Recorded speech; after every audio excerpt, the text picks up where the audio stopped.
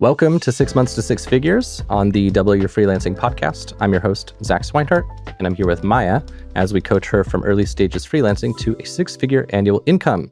Today, we're talking about total work, burnout, work-life balance, disconnecting, things like this. Sounds like Maia's had an intense week. So in this series, we're going to kind of follow Maia's journey. It mirrors the coaching sessions within the DYF Accelerator community. So if you're listening and you want to join the community, learn more, just check it out, dyf.link/DYFA. So let's jump in. Maia, last week, I had it down that basically you're aiming to map out your strategy for the totally new social stack for Blank Page and doing 5 hours of Instagram marketing, like the regular stuff, I think. How did that stuff go? Good. I didn't convert any lead, just the women with base camp signs. So that's the only like sure gig for October, which is great. But I did some marketing and case studies and stuff, and yeah, didn't convert so much. But I launched a workshop with another designer, and that a lot of people asked me questions, and I saw a new side of people with what you said about like leadership and that. So that's exciting. And Nice. yeah, and the content strategy, like I mapped out the whole thing, and I'm really happy with that. Really happy and a bit anxious, but really happy. Okay. And for the normal Instagram marketing, like you said, you didn't convert any leads. Do you know why? Do you have some leads in the pipeline? Or was it like you didn't have new leads coming in and you didn't convert? Like what's that look like? Just no inquiries this week, actually. No inquiries at all. So yes, there's And one that postponed the clarity call, the other one like kind of like ghosted. But yeah, no leads this week. did anything change? Did the amount of hours you spent marketing change? Did the way you approach it change? Not really. I think maybe this week I leaned a lot into like lifestyle. I talked about my team. I talked about the workshop. Like it was more like a behind the scenes of the blank page humans instead of like the blank page work per se. And I also thought like, okay, I'm doing a lot of blank page stuff, and I even posted like a poem and stuff yesterday.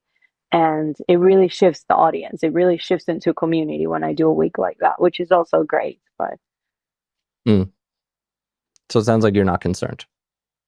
I'm not concerned because I needed it. Like yesterday, I said, I'm not gonna fucking work. I'm just gonna write my poems. I'm gonna do my art, which resulted in like I have to work tomorrow, Saturday. But it felt good just to put something out just because it came from my heart and not really think like, oh, marketing.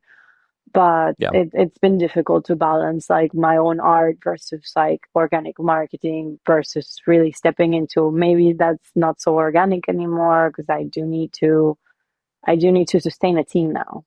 So Yeah.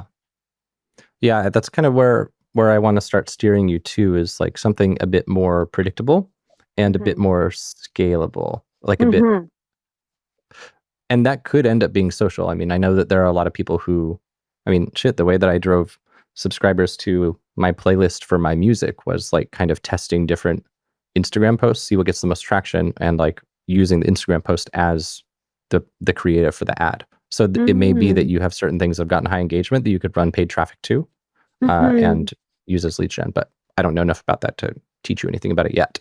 I want Yet. to find someone who does. Okay, so that's a good little snapshot there. Before I go down this path a bit more, I just want to get clear on, especially since we're a little bit short on time today, what your ideal thing you'd take away from this session would be. I think ease. Like today I want like a you can do it, Maya Zach. Okay, you can do it, That's Maia. all. Oh, thank you. I'm leaving. Bye. Goodbye. Yeah, See ya. Find some glad to other help. freelancer. um, but like, let's be more specific. So you want the sort of encouragement in what context specifically? I think I'm having a bit of a scarcity mentality because I can't see the leads. I can't see the numbers. And maybe that's why also I've been like, it's the 15th and I have to sit down and do my numbers and it's been sticky. So I guess a bit of like encouragement, but also like calculations, but not so much. Like, I don't know what I want. Give me what you think I want. Okay. I And you leave it said up to what you. kind of mentality you have?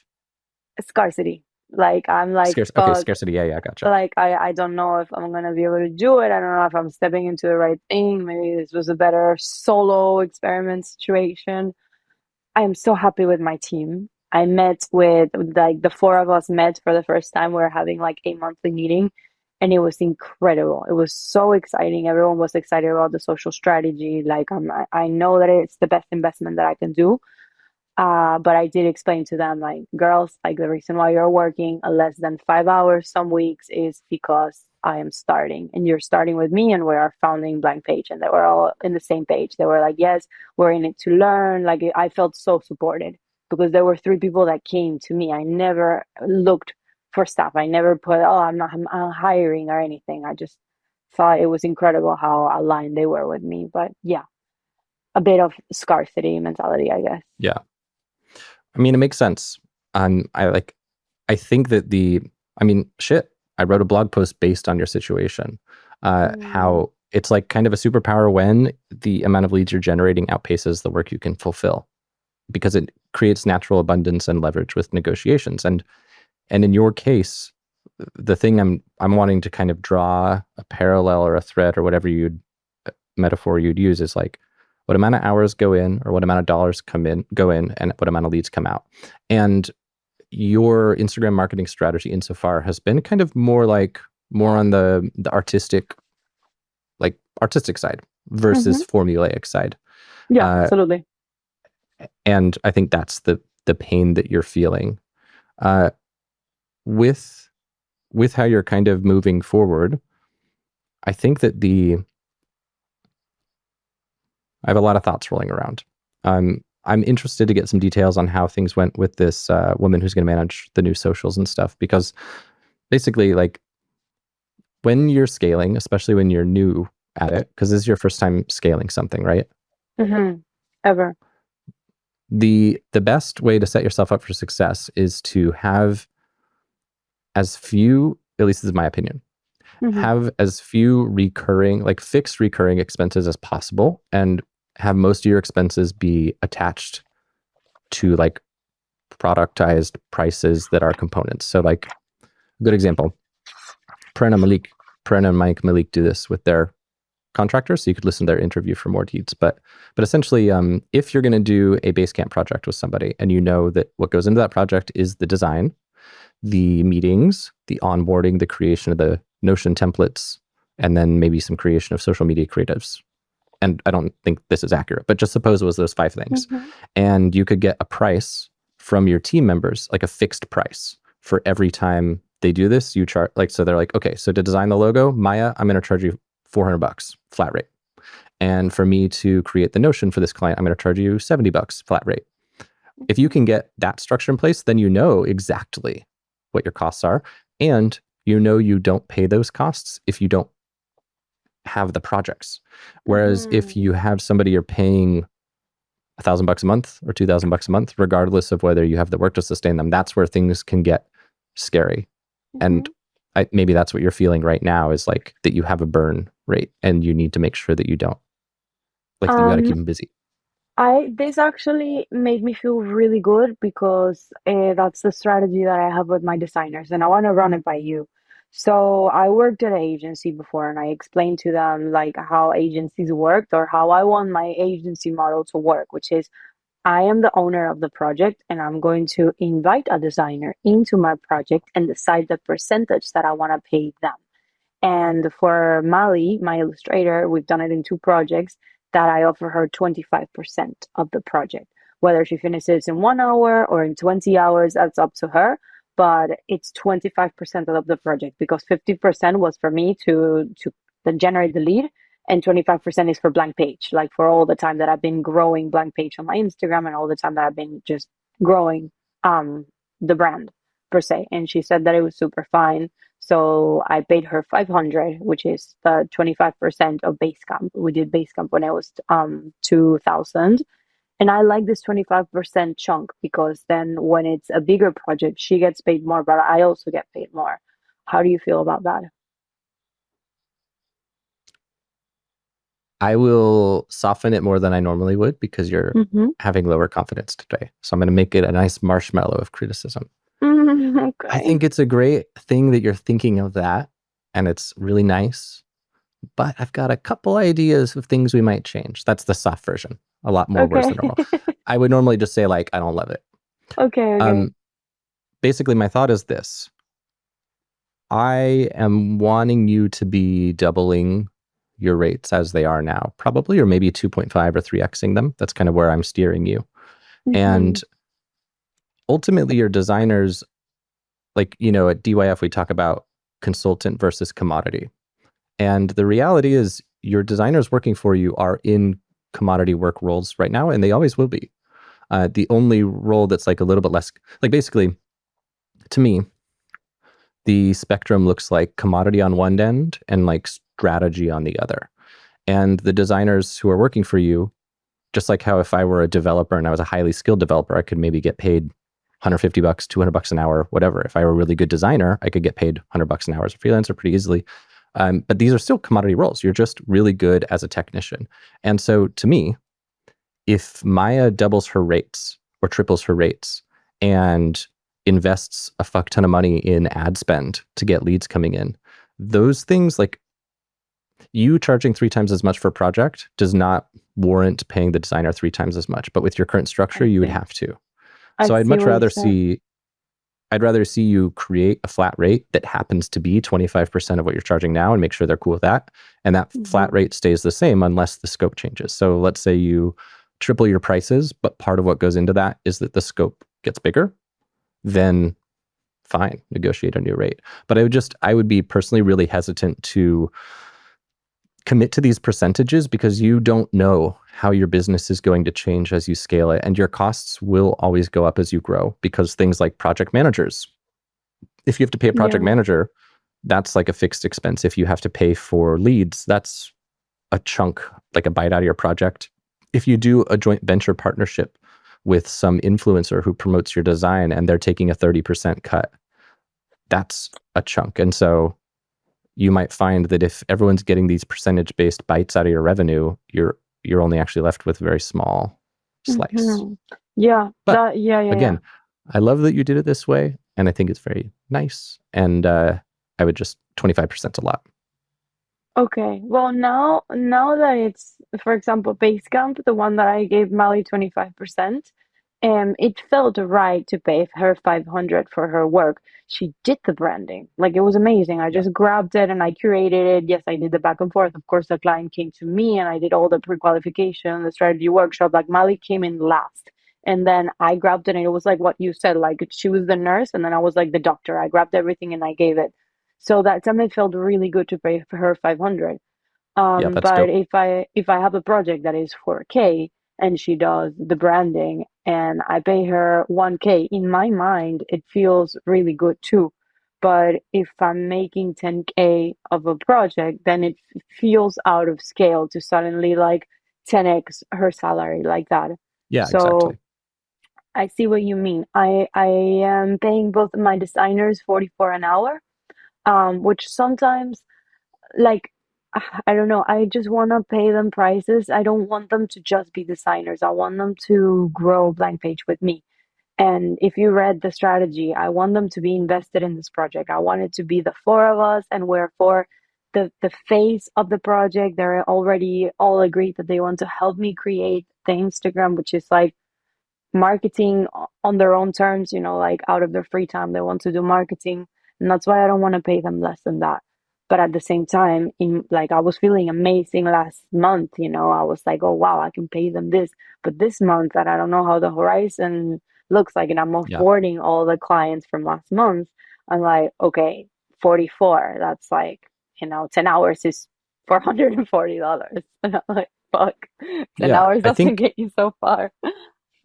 I think you can get what you're looking for with other ways. So to me, having fixed costs for project fulfillment are really important because you want it to be as clear as possible to know exactly what a project costs you to deliver. Okay. And when you introduce like percentages and things like that, it just becomes a lot more vague.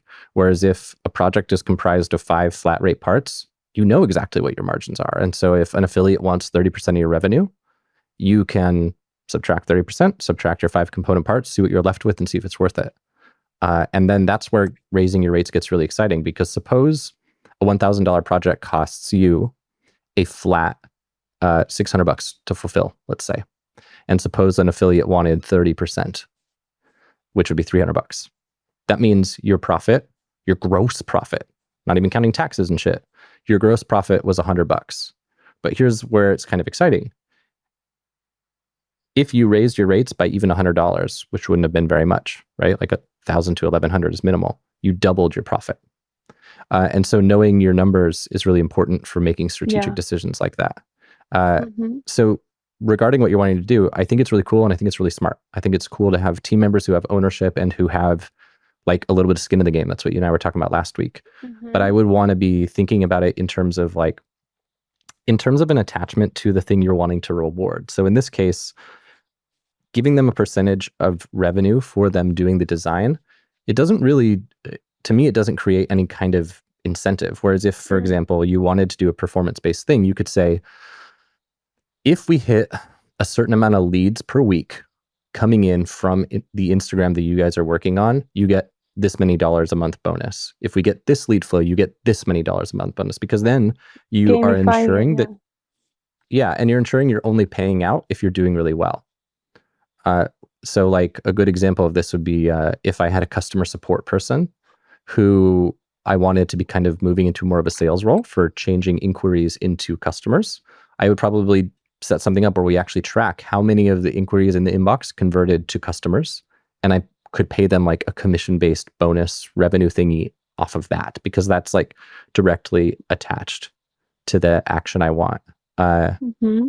And and most importantly, that action happening puts money in my pocket. Like it puts extra money in my pocket. So if I were going to do this with design skills, I'd probably do something. This is what a direct idea I've been playing with actually. For this new agency that I'm starting, it'll have regular contact points with the client. So I'll probably every month when I chat with the client, ask them like how they'd rate the service, for example, out of 10. And perhaps pay out bonuses based on average ratings, or a payout bonuses based on churn. Like if our churn is below a certain threshold, everyone on Mm-hmm. the whole team gets a certain bonus. Because if the churn's below a certain threshold, it means there's a certain amount of money. So I think for you, Incentives. yeah, but incentives attached to things that put money in your pocket. So I'd be asking you, like, here's a good example. So Brad, one of his client literally pays him to go on YouTube, find potential affiliates for his product, cold outreach to those affiliates with like a Loom video, trying to book them as affiliates for his product. And so if this dude pays Brad $50 an hour for 20 hours, that's $1,000. So he can essentially give Brad this $1,000 investment and then see how many affiliates that drove revenue came from that, and then make like a really informed decision of if this paid off for money. So Mm. when we're thinking of what you're struggling with, like the thing that is to me a little bit more challenging about social media is that it just kind of, as I understand it, it takes some time to build. It takes time to get Mm-hmm. momentum. Yeah, And absolutely. in the early stages, I think having a more linear time or money in, clients out thing can be helpful. And I Mm-hmm. think about how you've worked with some influential clients, for example, and if any of them are in front of audiences of other business owners who might be your good clients, that would be a really cool partnership where they could just mail their list one time. You'd probably get a handful of clients from it. You could pay them some nice commissions and stuff. So with all these thoughts rolling around, does the from scratch social media presence seem like the kind of thing that can be churning out leads quickly? I think last time you said you thought it would be, right? Um, it's happening. Like The That's new why one? I think the new, like, we haven't done it, but we are planning it. Like, it's happening. Like, yes and no, like last week I was so excited and this week I internalized it and it's like, fuck, like, fuck, you know? And then what if it does work? My website is a mess, My offers are in some deck that you can't even scroll through, like, with grain and stuff. Like, I'm just thinking, like, is it time to do a bit of scaffolding? I don't think so because I have to work for my clients, Like, I'm just like, I don't know, Yeah. I feeling wish I could a give you a bit. hug. I see the pain in your face. Air hug to you. You'll get through it. I think this is a growing pain that everyone goes through in scaling because you are in this position now where you have a lot more demands on your time, but you also have more demands on your bank account Hmm. and you don't have as many leads coming in as you'd like. So I think in these cases that usually the safest thing to do is to kind of take a step back and say, what are the safe bets that like definitely work? And I'm not telling you to not do the social media thing because if Hmm. you think it'll be great, cool. And if like, okay, let me ask you a new question. So last time we talked about you earmarking essentially $1,000 for this new social media. Hmm. So pretend pretend you had that earmarked and pretend from today forward clients stopped coming in. Would it actually matter? Because you said you're paying your team like by the project, right? So the only reason it Hmm. would matter is because you'd be dipping into savings for your personal living expenses, right? Or are there any Yeah, ongoing expenses you have to pay for the business? no, like 300 of like tech and stuff, website, Okay. Notion, And etc. how many dollars do you have in your bank account roughly, if you know? Honestly, not a crazy amount. I have like 3K saved. Okay. And what is your monthly cost of living, do you reckon? Under 1K. Okay. So then that means that if suddenly you just got no more clients, you'd have essentially a 3-month runway before you were Yeah, panhandling on a Thai beach somewhere. like I am right now. Do you think that Yeah. if you had that 3-month runway, you could scrounge up a client if you had to in 3 months? I mean, I don't think it's gonna happen. Like, I think everything will be fine. I really know that everything will be fine. And I did talk to them. I did talk to the girls, and I was like, "Hey, you're getting very little hours. Bear with me. When we get a client, you get a project. But we need to get clients for you guys to work." And they completely understand that. And yeah, I prefer that than having them on a salary. And it's like, what are we gonna design today? I had them design case studies last week, which they did amazing, but it made me really anxious because the money's coming now from my savings pretty much, but it's necessary and it's an investment because the case studies are the ones that are going to generate more leads. So it's like I'm playing around with how I feel. I don't know if that's good, but that's what I'm doing. I have an idea that might be worth playing with. So, Okay. case studies, I would lump into the social media category where it's like they're definitely good, they definitely will benefit you, but there are more steps between the creation and the payoff. Like it's a Yeah, longer yeah. kind of thing. What if you, I don't know if you listened to that interview with Nicholas Cole, but if you haven't, it's in the community. I think you should. Hmm. And the reason I say it is That's like, the what guy if from you were Shift to, 30, no? yeah, yeah, I interviewed him a few weeks back or so. And he actually Cool. scaled his agency to 8 figures with cold outreach alone. And Mm. his approach kind of mirrors something else in community, which is I learned from Brian Harris. He calls it the Santa Claus technique. But basically, all of these things are essentially value forward cold outreach. And something that I really liked about Nicholas Cole's strategy is that he has this phrase in his book and on the interview that I just loved so much, which is like failing in public. He says, find somebody who's failing in public, reach out to them with some essentially like a Loom video of ideas for what they could improve and showing them how they're failing and then like offer to help them with that thing and do a little bit of thing pro bono. What if you were to listen to that interview and play with that and have your designers doing that? My thought is that if you pulled up someone's social media, you would probably be able to very quickly, and your designers are probably able to very quickly see the opportunities they're missing. Or if you pulled at somebody's website, you could find the opportunities they're missing or the mistakes they're making and the ways you could help. I don't know. I could see it really working. And this is something that you could totally pay these guys for, like by the hour plus incentives, uh, or sorry, I meant by the hour plus like commissions. Uh, I see on your face that you don't love the idea, so maybe we'd have to find a way that you'd enjoy it. But Yeah, it something just like doesn't that, sound like me. Like I see how for some people is they has a lot of potential, but I guess for me it would feel a bit inauthentic, and for the girls also it would feel inauthentic. what a See how, because we're working more with individuals, personal brands, like face behind the brand. So it's like, hey, you are doing your life wrong type shit, you know? So, but it might not, like, I think if that's how you look at it, then indeed it would feel that way. But if you're talking about a personal brand, like let's say Marie Forleo, you would count her to be a personal brand, right? mhm. So is there any way that, like, suppose you pull up Marie Forleo's thing and you just see ways that she could be doing better, or that you want to help, or that she could be more authentically herself, and you could help her be more authentically herself, and you are simply telling her this? Or would it still not really, there's no way to really do it? I think there's no, like, I'm trying to like conceive it in my head with like someone that I think wants to work with me, but it's a bit shy and it's like, oh, I love your work, you know? And I think we're gonna end up working together, and I'm trying to imagine how it would look to do it with her, but it's just not happening in it my head. Maybe I'm just having a scarcity moment in general, honestly.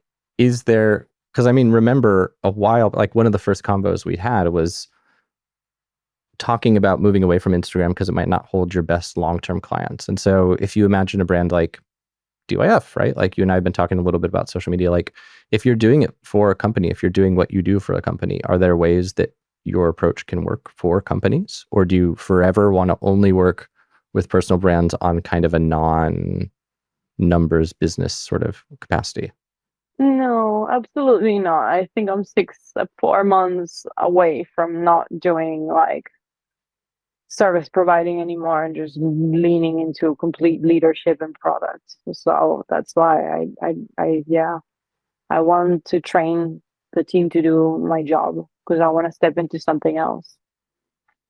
Have you sent an email? Okay. Have you sent an email to your email list yet? Like just saying, hey, we've got some spots available to book out? Mm-mm. Well, that would be one easy low hanging fruit. Yeah, I mean that's the goal for the end of the month. We're launching the socials the 10th of October, and the idea is to write issue zero, which I have people like signing up already too. I promoted it a little bit on Instagram. And issue zero is gonna be like, okay, we officially have the blank page journal. Welcome. And I send it every 2 weeks. And I think that's really the thing, Zach, is that I think it's this whole thing I really think is gonna take off at any point. But definitely this is not that point, you know. Yeah. Like I just feel like I'm just like, whoa, what did I set myself up to? But yeah, I think the newsletter and the Instagram paired together, at least to book a lot of mentorship clients, is gonna help because I have 4 mentorship clients this month. That part is going great. I trust on that. Is the design with the designers, the agency side of it that I'm like, fuck, needs to work because I believe in it. Would it be weird for you to just, even before issue zero, just send a really short email that's like, a couple spots have just opened up if you want to grab them? Like how far is your waiting list now, or is there one anymore for agency work? For yeah, there is. There is. I have one woman starting in October, and I have another client for mentors, 2 clients for mentorship for October. So I kind of have some people. And then I have some payments from other months that are paying me. Like money's coming in, but I'm not on zero. I'm not on zero. Absolutely not. You'll see my numbers. I'll send them to them easily. But at the moment, I'm having a hard time with the team. and I know where you have to go. I'm just trying to think. I'm trying to dissect the problem. Like I'm trying to figure out, is the problem that not enough new work's coming in? Is the problem that you're hitting the end of like your booked out calendar? But it sounds like if I gave you a branding project right now, you couldn't even start it immediately. Is that what you're saying? No, no, you would have to be for October. Okay. With how booked out you are now, do you think your projects are profitable enough that they could pay your cost of living plus the cost to set up this new Instagram with your current rate that you're fulfilling projects? And maybe Yes. you, yeah, okay. So then it sounds like everything is okay, and maybe it's just fear around the new expense. Yeah. But I will say, like, It's a lot of limiting beliefs. being on the hook for paying out 1/3 of your entire net worth for something that is not a surefire thing, that does to me sound a little bit uh like a, yeah, and like kind of in the Hail Mary category. But if you feel confident with it, like it's all, risk is kind of the name of the game sometimes. So yeah, I don't know. Maybe the thing for the week to do is to like really dive into your numbers, find out how profitable your projects actually are, and then look at what being booked to capacity means, and then run the numbers on your profitability and see how much profit you're actually bringing in each month as it is. And that might help you to understand your current picture and if it's a problem. Yeah, I love this. I am going to get really, really, really, really nerdy with my numbers tomorrow. Okay. And I'll send you that and we can both get really nerdy with numbers next time. That would be great. Cool. I wanted to avoid that today because I can't think about that. I Yeah. needed this. This was amazing. Really. Awesome. This is what I needed. Cool. All right. Well, then it's in that case, I guess I'll do the little sign off thingy. All right. So, dear listener, thanks for being here. If you want to follow Maia, her Instagram is at Maia Ben, MaiaBen, and her website is linkpagelab.io. And if you want to learn more about the community, you can check it out at dyf.link/DYFA. So with that, fare thee well. Talk to you next week, Maia.